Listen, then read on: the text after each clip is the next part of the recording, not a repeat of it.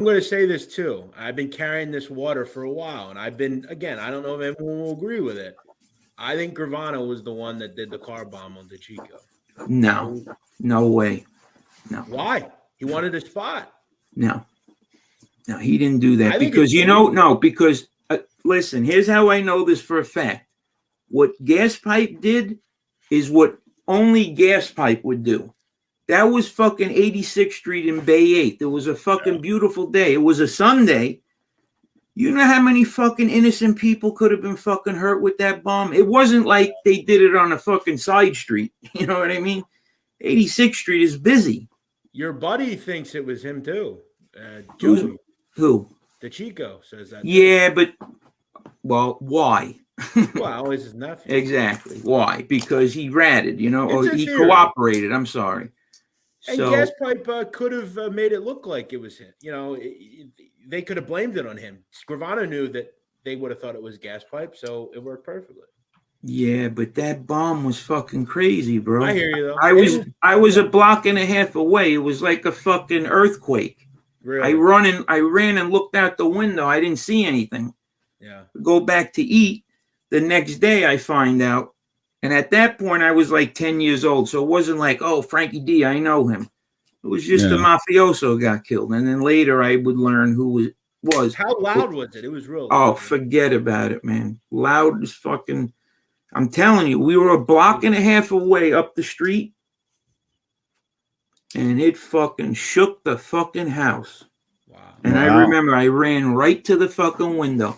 And my grandmother had the window open, as always, on the second floor. So it was fucking crazy, man. That's nuts. That's so dangerous, because what happens if when he goes to his car, DeCicco, that people are not by the car, they would have to set the bomb off, because if they didn't do that, he would have detected it, DeCicco, or what were they going to do when he pulled away? So the timing had to be when he gets to his car, we better do this, or we might not have another chance. So, yeah, but I always wondered, and maybe Rob could answer this, but it kind of went unanswered. Like Borriello, him, and Gotti was a strong guy. He had 300 strong, thousands of associates. Didn't they try to kill Gaspipe? Yeah. Yeah, but that was more Ruggiero. I think that was September 14th, 1986. Where were you when that happened? September. You were 11, right? Yeah. No, but I'm saying, do you recall that like when it happened? It was kind of a big deal, obviously. The thing is this: there's so much shit that fucking went on in that neighborhood that some of the shit I forgot. I'm telling you, every street corner someone was killed on Bay 8th. 2 guys over here, 1 guy here, this one, that one. It was fucking crazy fucking times, man. But you remember, Tom, the Borriello thing? Yeah. I mean, that's one of the many mistakes by Junior. Junior didn't do anything about that. He let the Genoveses walk all over him with that. He let them walk all over him a couple different times. Supposedly, Chin would meet with Junior. I don't know if that's true. He did meet with Junior. Angelo would have never did that without Gotti's approval. No fucking way. No. Yeah, but there has to be plausible deniability. Otherwise, if Nah, he would not take out. He would look, man. He was stupid, but realistically, they sent 3 fucking momos on the hit. You know what I mean? You're going to kill a fucking. He's basically a captain at that point. He's Christy Tick's right-hand man. Yeah. So they send these 3 bumbling idiots. When Gotti took out fucking what's-his-face, Castellano, you had the fucking cream of the crop hitman. You know what I mean? Johnny Kniggs and fucking Tony Roach or whatever these guys. They didn't fuck around, those guys. Yeah. So, but I don't think he would do it without Gotti's approval or wink or some shit. But let me ask you this. So with Carlo Gambino dying in 76 and people think like Castellano was just there for a minute. He was a boss for 9-10 years, right? Then he gets killed, and Gotti respectfully on the street only had a 6-year run, and it was plagued by like 4 or 5 trials, right? So it's like, why do you think there was such an eagerness to like take over And then I'm sorry, but I don't know if you can characterize the Gotti era as being a successful mob boss business wise or even gangster wise. I don't see it. What do you guys think? The thing is, okay, so Castellano was the acting boss even before Carlo died. Okay, Really? Yeah, he was running it basically because the old man was sick, and but that's an old Sicilian thing too. Like your kids marry the other kids, Right. like his daughter married Lucchese's daughter, and then like in the Sicilian tradition, you want to give that to a family. It's really supposed to be a family. So keep going, Joe. Sorry. With Gotti, it was just a matter of timing, and what I mean by that is, if you hear these FBI agents talk, in 1980, they didn't know who's who. They knew nothing. You know what I mean? That's when they started fucking, getting this idea of who's what. There was no open investigations against a lot of these guys. So in 81, Reagan gave so much fucking money to fight organized crime. Yep. That from 1981 on, it was an onslaught. You know what I mean? If John was the boss in 1975, he probably would have lasted 8-9 years on the street because it just was a completely different time, especially with the bugging equipment and stuff like that, the lip readers and all this technology they had.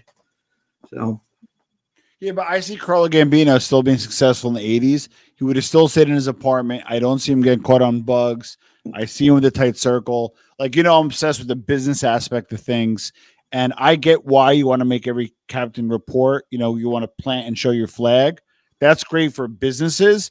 It's terrible for gangsters, They had Big Paul on tape. That's another thing.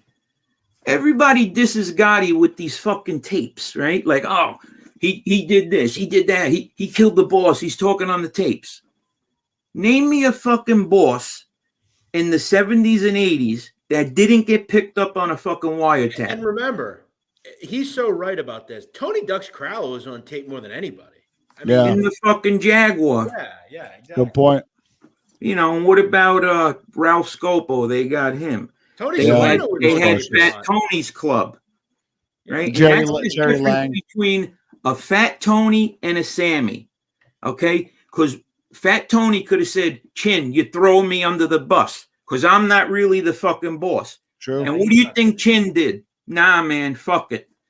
So should Fat Tony have cooperated? Because, hey, man, this guy threw me under the bus. He sandbagged me. I didn't know. I wasn't the boss. He ain't going to do that. Right, but Sammy did it, and that's the difference between the two. So in the tapes, they had tapes on everybody, man. Neil Delacroce, they had his fucking living room bugged. If anyone says to me like, "Oh, John brought this mafia down," it's like, no, he didn't. Everyone was on tape. I mean, everyone and their fucking mother was on tape. Yeah, but the other thing is, the fucking FBI started getting their shit together in the 80s. Prior to that, and like 1970, Blakey wrote that fucking the RICO Act, but they didn't use it for a while. Yeah, they didn't know how. And now look at what they're using it on. They're not using it. They're not just Italian organized crime. They're fucking using it against fucking the Bloods and the Crips and shit like that, and just so. Yeah, they use it against everybody. Yeah, but he was. Well, another thing is, I remember the Castellano hit. And do you really? Yeah, because one of my best friends, his name was Anthony Masato, okay? And he was his family was related to Big Paul. I'm not sure exactly what they were, cousins or whatever, but yep, they were fucking related to him. And I remember my friend Anthony telling me he had to go to a fucking wake. We were like 10, 11 years old.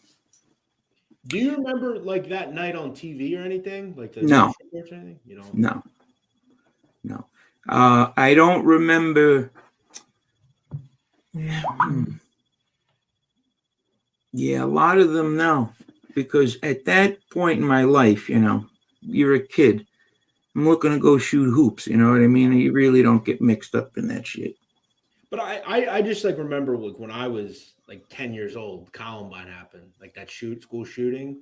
And it was like it's all you saw on TV when you were a kid. Yeah, and Rob Lito, Tommy Masato.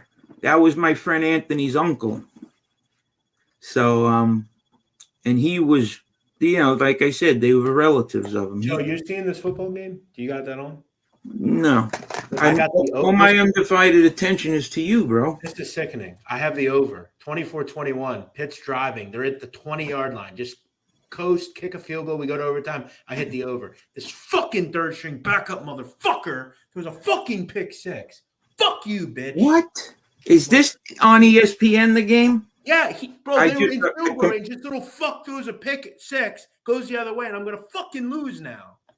Watch this. Look at this. Look at this fucking throw, Joe. Look at this fucking throw. Mano minchia. It's fucking terrible. What the fuck are you throwing to here, bro? Minchia.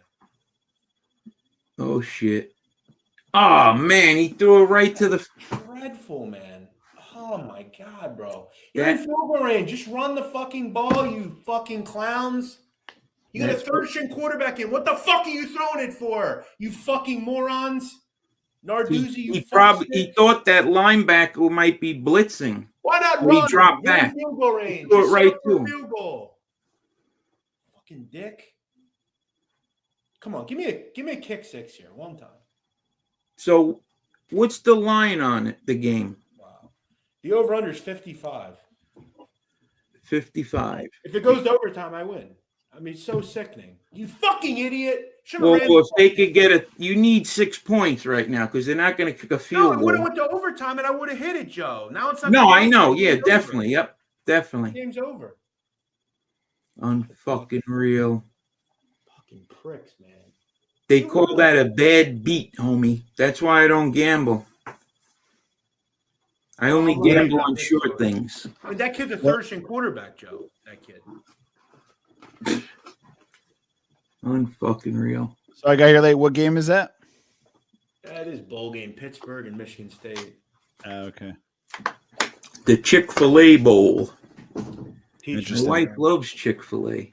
Wait, they canceled the what happened to the Barstool Bowl? They canceled that. Yeah, what happened there? Why? COVID? COVID, yeah. But is it? And the team, listen, Tom, the team one of the teams that was playing, the other team that didn't have COVID, they went to like a better bowl game. They just left and went to another one. Really? So they had to cancel, yeah. Was that like a legacy bowl that was, the Nadu bowl, and then they took it over and bought the name, or no, there was that a new bowl? Oh, no, it was the Arizona Bowl. They just put their names on it, basically. And they went to a better one. Yeah, they went to the Sun Bowl, which is a CBS game. It's like a better game. It's in Texas, yeah. See, I to get back to media for a second. I get